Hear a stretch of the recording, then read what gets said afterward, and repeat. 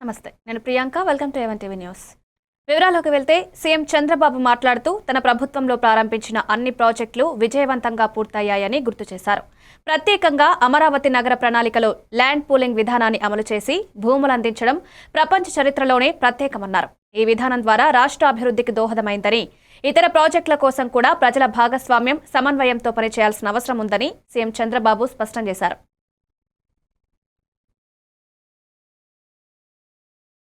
లేదు, మనకు మీరు గుర్తుపెట్టుకోవాలి. అలాంటి సమయంలో మన ఆలోచన విధానం ఏం చేయాలని ఆలోచించినప్పుడు ఎవరిని అడిగినా కూడా చాలా సింపుల్గా 25 పార్లమెంట్లు ఉన్నాయి. ఒక పక్క 12, ఇంకొక పక్క 12, 13వ పార్లమెంట్ ఈ గుంటూరు. రాజధాని ఎక్కడ రావాలంటే ఇక్కడే రావాలని చెప్పాల్సింది పోయి దీనికి లేనిపోని పంచాయతీ పెట్టారు. అక్కడి నుంచి ప్రారంభమైంది. ఆ సమయంలో నాకైతే అసెంబ్లీలో కూడా ఎక్కడ రాజధాని పెట్టాలంటే లేనిపోని సమస్యలు క్రియేట్ చేసి ఎవరెవరు మా ఊరికే కావాలనే పరిస్థితికి వచ్చారు. నేను ఒకటే ఆలోచించాను, ప్రతి ఒక్క ఊరికి ఇచ్చేది కాదు, ఇది రాష్ట్ర భవిష్యత్తుకు ఉపయోగపడే రాజధానిగా ఉండాలి. అందుకే నా నిర్ణయం ఆ రోజు దీనికి సరైన ప్లేస్ వచ్చి విజయవాడ, గుంటూరు మధ్యలో అని చెప్పి నిర్ణయం చేశాం. మొట్టమొదటిసారిగా అక్కడి నుంచి అందరూ కూడా ఏదో ఒక రాజధాని కట్టు, 100 ఎకరాల్లో కట్టు, 50 ఎకరాల్లో కట్టు అని చాలామంది చెప్పారు. అప్పటికే నేను ఒక ప్రూఫ్ ఆఫ్ కాన్సెప్ట్ తయారు చేశాను. మీ అందరూ గుర్తుపెట్టుకోవాలి. కనీసం ఆనాటి ప్రభుత్వం పలాంది ఇక్కడ రాజధాని వస్తుందనంటే ఎట్లా కట్టాలని ఆలోచించేవాళ్ళం. రాజధాని ఎక్కడ వస్తుందో చెప్పకుండా ఒక కమిటీ వేసి, రెండోది దానికి కావాల్సిన బీఆర్ఎస్ వర్కింగ్ ప్రెసిడెంట్ కేటీఆర్ మాట్లాడుతూ రేవంత్ రెడ్డి బైగన్ కే బాత్ అని చెప్పినా హైదరాబాద్ ప్రజలు ఆ మాట వినలేదు. అందుకే నగరంలోని అన్ని సీట్లు బీఆర్ఎస్ కి దక్కాయని వ్యాఖ్యానించారు. ఊర్లలో ప్రజలు రేవంత్ మాటలు నమ్మి ఓటు వేయడం వల్ల ఇప్పుడు మోసపోయామని అవగాహన వ్యక్తం చేస్తున్నారు. బైగన్ కి బాత్ పరిస్థితి అంటే మన హైదరాబాద్ లో చెప్తారు. హైదరాబాద్ లో ఎవడో నిక్కతక్క మాట్లాడితే ఏమంటారు? ఏ ఖాముష్ బైట్రే, బైగన్ కి బాత్ నక్కొకర్ అంటారు. బైగన్ కి బాత్ నక్కొకర్ క్యా బోల్రారే అంటారు. నిజంగా కూడా కాంగ్రెస్ వాళ్ళు ఏం చేసిరంటే, హైదరాబాద్ వాళ్ళు నమ్మలే. మీరు హైదరాబాద్ లో ఒక్క సీటు కూడా కాంగ్రెస్ కు మీరు ఇయ్యలే. ఎందుకంటే మీకు ముందే తెలుసు కాంగ్రెస్ ఎంత మోసం పార్టీ మీకు తెలుసు. అందుకే హైదరాబాద్ లో ఒక్క సీటు కూడా ఇవ్వకుండా మొత్తం అన్ని సీట్లను కేసీఆర్ కి అప్పచెప్పి కేసీఆర్ నాయకత్వంలోనే ఈ రాష్ట్రం ముంగట్టుకోవాలి, హైదరాబాద్ ముంగట్టుకోవాలని చెప్పి మీరు తీర్పిచ్చారు. కానీ ఊర్లల్లా ఈ బైగన్ కే బాత్ని కొంతమంది నమ్మిరు, ఈ బైగన్ గాళ్ళని కొంతమంది నమ్మి మోసపోయినరు. ఇలా మోసపోయిన వాళ్ళు మీకంటే ఎక్కువ ఊళ్ళల్లో తిరుగుతున్నారు. మీరు చూస్తున్నారు, యూట్యూబ్లలో తిరుగుతున్నాయి, వాట్సాప్లలో తిరుగుతున్నాయి. ఈ బైగన్ కే బాత్ అంటే ఎట్లుంటాయంటే, ఇప్పుడు నేను చెప్పిన చూడు, రేవంత్ రెడ్డి చెప్పిన మాటలు, 4,000 ఇస్తా, 6,000 ఇస్తా, కేసీఆర్ 10,000 ఇస్తానని 15,000 ఇస్తా, ఇండ్లు కట్టిస్తా అన్నాడు. ఇందిరమ్మ రాజ్యం అంటే ఇల్లు గులగొట్టుడేనా? ఇందిరమ్మ రాజ్యం అంటే నువ్వు వచ్చినాక హైదరాబాద్ లో కొత్తగా ఒక్క ఇటుక పెట్టింది లేదు, ఒక్క ఇల్లు కట్టింది లేదు, కొత్తగా ఒక రోడ్ వేసింది లేదు, ఒక్క బ్రిడ్జ్ కట్టింది లేదు. కానీ ఎన్ని ఇండ్లు గులగొట్టావు? ఎంతమందిని ఇండ్లలో ఉండే మా గరీబోళ్లను ఎంతమందిని రోడ్డు మీదకి నూకినావు? నీ హైడ్రా బుల్డోజర్ల అరాచకం ఆగాలంటే ఖచ్చితంగా మన అభ్యర్థి గెలవాలి. ఇవాళ జరుగుతున్న ఈ పోరాటం ఏదైతున్నదో తెలంగాణలో ఉన్న గరీబులకు, తెలంగాణని ఇవాళ గద్దల్లాగా తన్నుక తింటున్న కాంగ్రెస్ వాళ్లకు మధ్యనే జరుగుతా ఉన్నది. మీరు దయచేసి ఎట్లున్నది కాంగ్రెస్ పరిస్థితి అంటే, మన హైదరాబాద్ లో చెప్తారు, హైదరాబాద్ లో ఎవడో నిక్కతక్క మాట్లాడితే ఏమంటారు? ఏ ఖాముష్ బైట్రే, బైగన్ కి బాత్ నక్కొకర్ అంటారు. మంత్రి హరీష్ రావు జూబ్లీహిల్స్ ప్రచారంలో తీవ్రమైన వ్యాఖ్యలు చేశారు. ఆయన ప్రకారం చోటు చూడకుండా ఓట్లు వేస్తే ఇళ్లపై బుల్డోజర్లు వచ్చేసే పరిస్థితి ఏర్పడొచ్చని శ్రేణులకు హెచ్చరించారు. హైడ్రా సమస్యలు పరిష్కరించాలంటే కాంగ్రెస్ ఓడిపోవాల్సిన అవసరం ఉందని, హైడ్రా బంద్ కావాలంటే స్థానిక అభ్యర్థి మాగంటి సునీతమ్మ గెలవాలని అభిప్రాయపడ్డారు.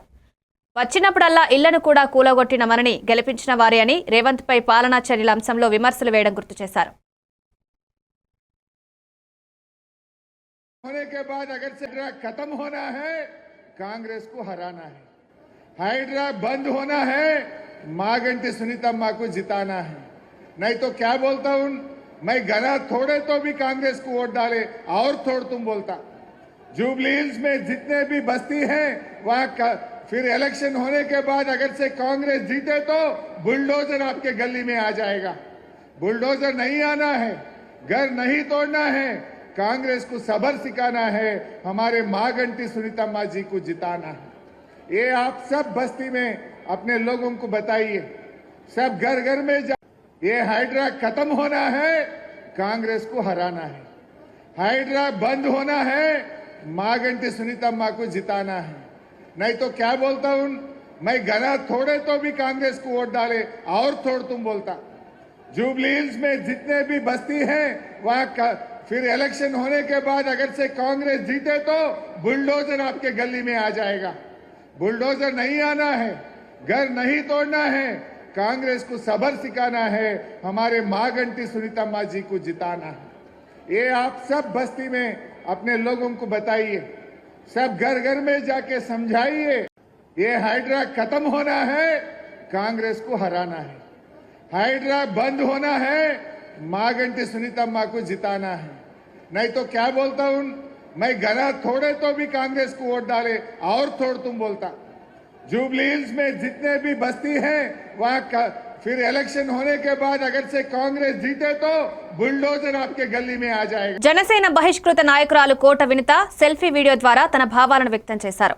మనసు నిండా పుట్టెడు బాధ ఉంది. చేయని తప్పుకు జైలుకెళ్లినందుకు బాధ లేదు, కానీ మేము చంపామని ప్రచారం చేయడం చాలా బాధ కలిగిస్తోందని ఆమె తెలిపారు. ఈ కేసుకు ఎలాంటి సంబంధం లేదని, క్లీన్ చిట్ తో బయటకొచ్చే విశ్వాసం ఉందని చెప్పారు. ప్రస్తుతం చెన్నై కోర్టులో విచారణ జరుగుతున్నందున ఎక్కువగా మాట్లాడలేకపోతున్నానని, త్వరలో అన్ని ఆధారాలతో మీడియా ముందుకొస్తారని పేర్కొన్నారు. పుట్టెడు బాధతో మీ ముందుకొచ్చాను. అందరికీ నమస్కారం. నేను మీ వినూత కోట, తెలుగింటి ఆడబిడ్డగా మీడియా ద్వారా రాష్ట్ర ప్రజానికానికి, శ్రీకాళహస్తి నియోజకవర్గ ప్రజలకు, నాతో పనిచేసిన మా జనసైనికులకు కొన్ని విషయాలు తెలియజేయడానికి మీ ముందుకు వీడియో ద్వారా వస్తున్నాను. మనసు నిండా పుట్టెడు బాధతో మీ ముందుకొచ్చాను. మేము చేయని తప్పుకి మేము జైలుకు వెళ్లినందుకు కూడా నాకు బాధ లేదు, కానీ మేము చంపాము అని మీడియా ఛానల్లో ప్రచారం చేయడం నాకు చాలా చాలా చాలా బాధ వేసింది. అతని చావులో మా ప్రమేయం లేదని గౌరవ కోర్టు భావించింది కాబట్టే నాకు 19 రోజుల్లో బెయిల్ వచ్చింది. సబ్సిక్వెంట్లీ 1 నెలలో మా అందరికీ బెయిల్ వచ్చింది. మేము ఫారెన్ లో లక్షల జీతాలు వదులుకొని రాజకీయాల్లోకి వచ్చింది ప్రజలకు సేవ చేయడానికి, కానీ మనుషుల ప్రాణాలను తీయడానికైతే కాదు. అలాంటి మనస్తత్వం మాది కాదు. ఈ కేసులో మాకు ఎలాంటి సంబంధం లేదని గౌరవ కోర్టులో మేము నిరూపించుకొని క్లీన్ చీట్ తో తప్పకుండా ఈ కేసు నుండి బయటకు వస్తాం. ఈ కేసు చెన్నై కోర్టులో విచారణ ఉన్నందున నేను ఈ కేసు గురించి ఇంతకు మించి మాట్లాడకూడదని మా లాయర్లు నన్ను సూచించారు. మేము ఏ తప్పు చేయలేదు. నిజ నిజాలు ఆ దేవదేవుడికి, శివయ్యకి తెలుసు. ధైర్యంగా పోరాడతాం. నేను జనసేన పార్టీ అధినేత శ్రీ పవన్ కళ్యాణ్ గారిని కలవడానికి ట్రై చేస్తున్నాను కాబట్టి ఇన్ని రోజులు మీడియా ముందుకు రాలేదు. మేము ప్రస్తుతం చెన్నైలో ఉన్నాము. త్వరలో నా పైన జరిగిన కుట్రకు సంబంధించిన వీడియోలతో, ఆధారాలతో మీడియా ముందుకు వస్తానని తెలియజేస్తున్నాను. న్యాయం ఎప్పటికైనా గెలుస్తుంది.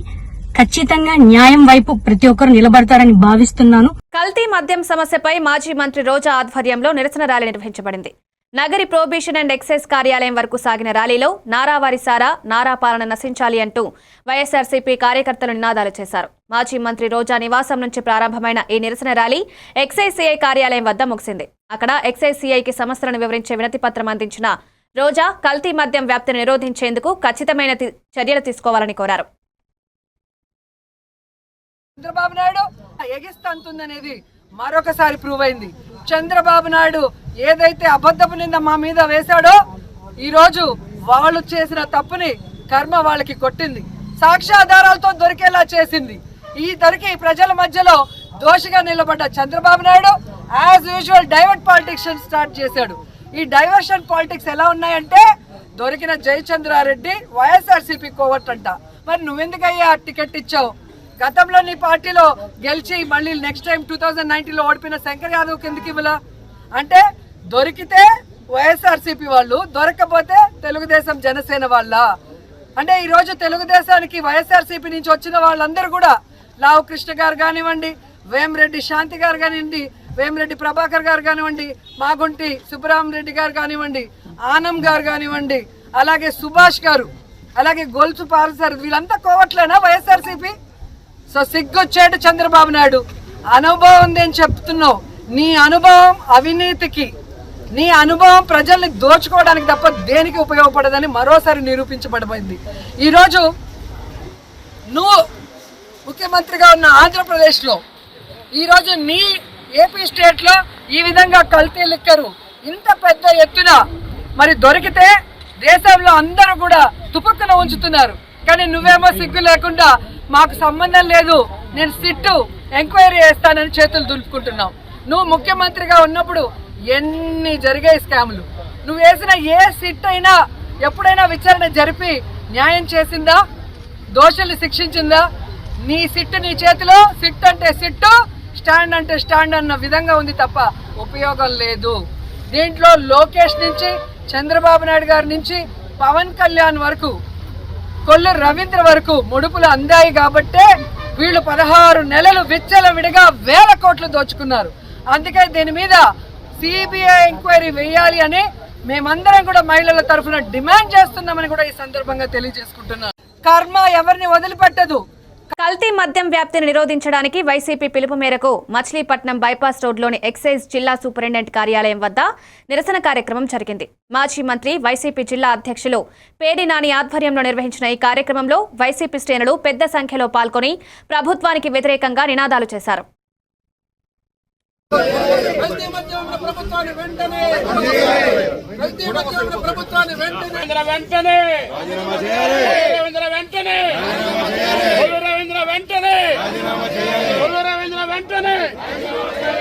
కల్తీ మద్యం కోసం నైతిక బాధ్యత వహిస్తూ కొల్లు రవీంద్ర వెంటనే రాజీనామా చేయాలి.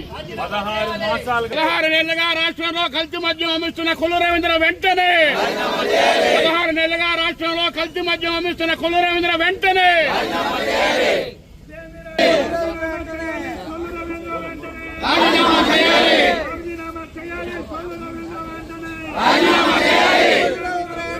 రాజీనామా చేయాలి. 16 మాసాలుగా రాష్ట్రంలో కల్తీ మందు అమ్మిస్తున్న కొల్లు రవీంద్ర రాజీనామా చేయాలి. 16 మాసాలుగా రాష్ట్రంలో కల్తీ మందు అమ్మిస్తున్న పేడి నాని ఇటీవల ప్రభుత్వంపై తీవ్ర విమర్శలు చేశారు. ఎన్నికల ముందు పరిస్థితులతో ప్రజలకు సంపద సృష్టిస్తానని వాగ్దానించిన వారు ఇప్పుడు జగతీభంగా అదే సంపదను కొందరు స్వాధీనం చేసుకుంటున్నారని ఆరోపించారు. రాష్ట్రాన్ని గాలి తాకి గంగలో కలిపారనే బాధ్యతలు ఉన్నట్లు కూడా నాని వెల్లడించారు. కల్తీ మద్యం నిందితుడు జనార్దన్ రావుని గురించి ఆయనకి సంబంధించి ప్రభుత్వంలో కొందరు చర్చలు జరుగుతున్నాయని, జనార్దన్ కు టీడీపీ నాయకులతో ఎలాంటి సంబంధం లేదైతే ముంబైకి వెళ్లి ఎందుకు పట్టుకోలేదని ప్రశ్నించారు. వీళ్ళు మాత్రం సంపద సృష్టిస్తాం అంటే ఏమన్నా రాష్ట్ర ప్రజలకి, రాష్ట్రానికి విపరీతమైనటువంటి ఆస్తుపాస్తులు సంపాదిస్తారేమో, ఆదాయాలు సంపాదిస్తారేమో అని ప్రజలు ఓటేస్తే వీళ్ళు ప్రజల్ని గాలికి వదిలి రాష్ట్రాన్ని గంగలో కలిపి వీళ్ళు మాత్రం ఎవడికాడు సొంతంగా సంపద సృష్టించే పనిలో పడ్డారు. అసలు నిన్న చూసాం కొల్లు రవీంద్ర ఆర్భాటం, ఈ సొల్లు మాటలు.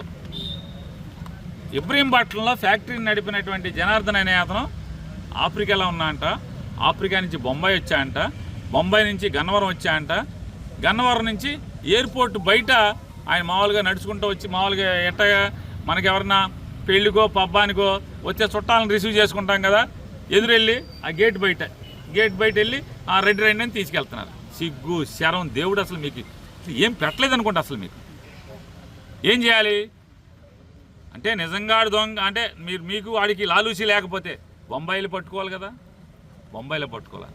బొంబాయి నుంచి గన్నవరం వచ్చాడు, రన్వే మీద పట్టుకోవాలి కదా, రన్వే మీద పట్టుకోవాలా, లోపల పట్టుకోవాలి కదా సెక్యూరిటీ చెక్ దగ్గర, అక్కడ పట్టుకోవాలా.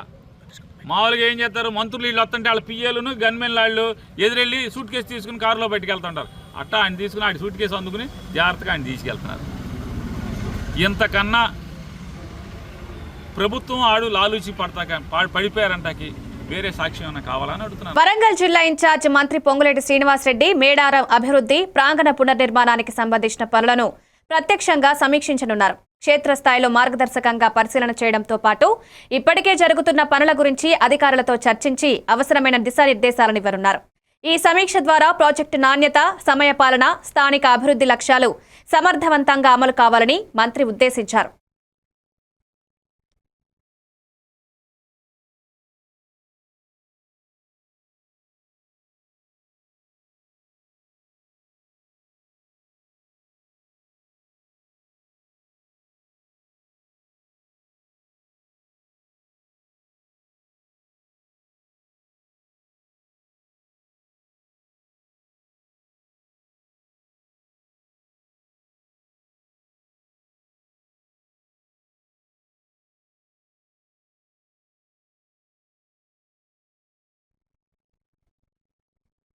మాజీ మంత్రి కారుమూరి నాగేశ్వరరావు మద్యం వ్యాపారం, రాష్ట్ర పాలనపై తీవ్ర వ్యాఖ్యలు చేశారు.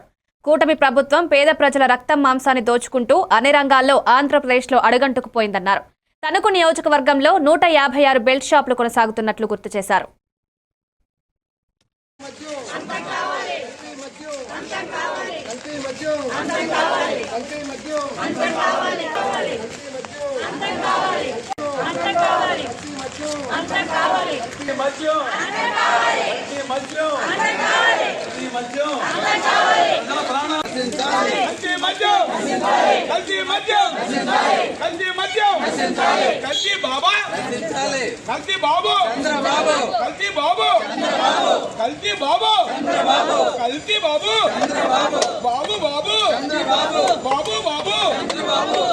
రాష్ట్రం అన్ని రంగాల్లోనూ అడుగంటుకుపోయి గుండెల్ని పిండుతున్నారని చెప్పి ఈ సందర్భంగా ఈ కూటమి ప్రజల్లో తెలియజేస్తున్నాను.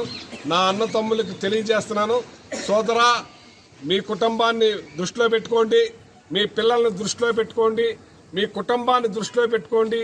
ఇటువంటి మందు తాగి మీ ప్రాణాల మీదకు తెచ్చుకోవద్దని చెప్పి తెలియజేస్తున్నాను.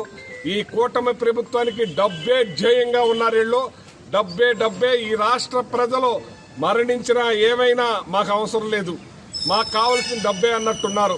ఈ తణుకులో చూడండి, మొన్ననేమో క్యాబినెట్లో లూళ్ళు మాలు వాళ్ళు మరి ఇక్కడ భూమి కావాలంటున్నారు. పరిశ్రమ దాంట్లో వాళ్ళు ఫుడ్ మన పరిశ్రమ పెడతా ఉంటారు. ఏం ఫుడ్ అంటే అది గోవధ మాంసం, గోమాంసం అని చెప్పి పవన్ కళ్యాణ్ గారు అది ఇవ్వటానికే వెళ్ళలేదంటున్నారు.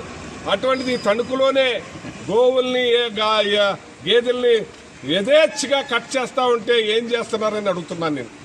ఈ కూటమి ప్రభుత్వం, ఈ లోకల్ ఎమ్మెల్యే వీళ్ళందరూ ఏం చేస్తున్నారు? డబ్బుకి అమ్మిడిపోతున్నారు. మీ కుటుంబాలు తరతరాలకి కూడా శాపంగా మారుద్ది.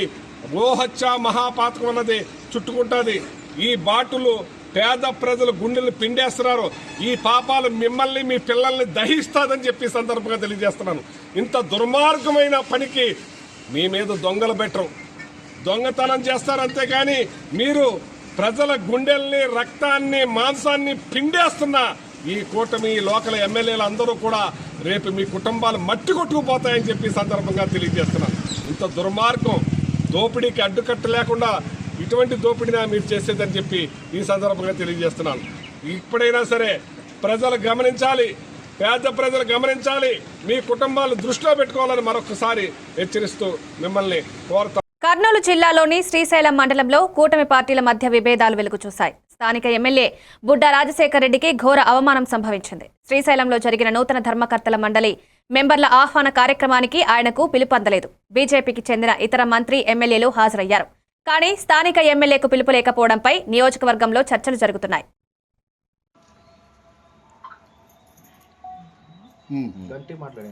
అందరికీ నమస్కారం. నా పేరు గుల్ల గంగమ్మ. చెస్ట్ బోర్డు నంబర్గా నేను ఆహ్వానం అందలేనందువల్ల బుడ్డా ఎమ్మెల్యే గారు లోకల్నే ఉన్నారు. ఎమ్మెల్యే గారు మా చెంచులంటే చాలా దయ. ఆయన లేకోకుండా నేను ప్రమాణం చేయాలని అనుకోలేదు. ఆయన ఉంటేనే నేను ప్రమాణం చేస్తాను. ఎందుకంటే మా చెంచులంటే చాలా అభిమానం. కర్నూలు జిల్లాలో ఎక్కడున్నా కానీ చెంచులంటే చాలా అభిమానం. కర్నూలు జిల్లాలో నంద్యాల జిల్లాలో ఎమ్మెల్యే గారు ఉంటేనే చెంచు వాళ్ళకి చాలా అభిమానం. అందువల్ల నాకు బాధగా అనిపించి నేను అందుకోలేకపోయాను. నేను దేవస్థానం ఇవ్వగారు కానీ ఆయన చైర్మన్ కానీ పిలవలేకపోయారు. లోకల్నే ఒకరోజు ముందే వచ్చారు ఎమ్మెల్యే గారు. ఒకరోజు ముందు వచ్చినందువల్ల ఆయన పిలవలేనందుకు తెలిసింది నాకు. ఆయన పెట్టిన చెంచుల కంటే చాలా అభిమానం కాబట్టి ఆయన లేనిది నేను చేయలేకూడదని అనుకున్నాను. నా మనసు పూర్తిగా అయితే ఆయన వస్తే నేను బుడ్డ రాజశేఖర్ గారు వస్తే నేను ఖచ్చితంగా స్వీకారం చేస్తాను. ఇవి updates. Keep watching A1 TV news.